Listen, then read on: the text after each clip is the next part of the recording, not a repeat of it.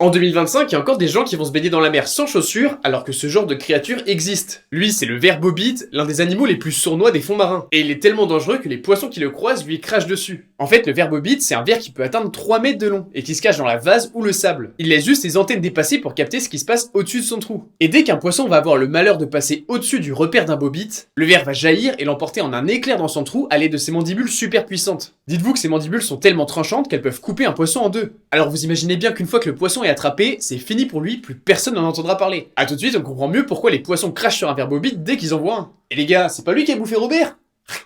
Mais le truc le plus dingue avec ce ver, c'est qu'en plus de tout ce qu'on vient de voir, il peut se multiplier. En fait, son corps est composé de plusieurs segments. Et il a déjà été observé en train de se fragmenter en plusieurs parties indépendantes lorsqu'il était en danger. Et là où c'est fou, c'est que certains de ces morceaux peuvent régénérer ce qui manque. Genre même une tête, et donc parfois redevenir un ver bobite complet. Alors c'est une opération risquée qui a rarement été observée, et toutes les parties survivent pas forcément. Mais ça lui donne plus de chances de survie au total. Et à la fin, comme si un ver de 3 mètres de long suffisait pas déjà, il peut y avoir plusieurs vers bobites génétiquement identiques. Et comme d'hab, si la nature t'intéresse, n'hésite pas à t'abonner.